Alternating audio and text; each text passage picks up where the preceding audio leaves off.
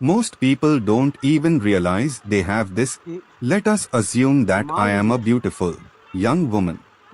My husband is a poor, hard-working man.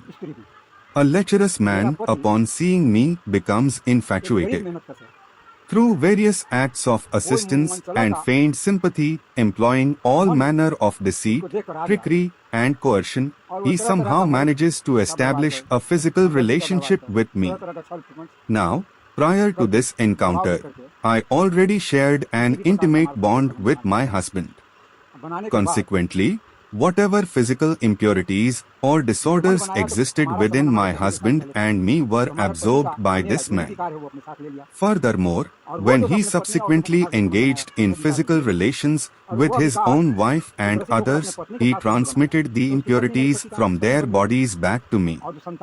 Thus, having become afflicted by these disorders, when he later lay with his wife, she effectively became, in a spiritual or karmic sense, a co-wife to my husband. And any offspring born from that union would, in essence, carry a share of my husband's essence. I became a co-wife to his wife, and she, in turn, became a co-wife to me. Moreover, any future generations born into this lineage will continue to be afflicted by and burdened with various such disorders. The underlying point here is this: the diseases that descend from one's ancestors, a phenomenon that has persisted since the Treta Yuga continue to manifest. I have previously spoken regarding the disease of syphilis. Syphilis, too, is of two types. One is direct, overt, and the other is indirect, latent.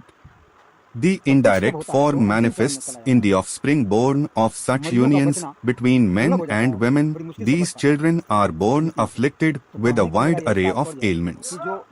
As I have mentioned before, such children may be born as kinnars, transgender individuals, hijras, hijrins, or they may be born blind in one eye, deaf, lame, or hunchback, taking on various distorted forms.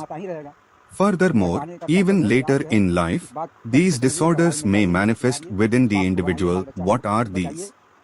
They represent the gradual unfolding and manifestation of all the impurities and dis.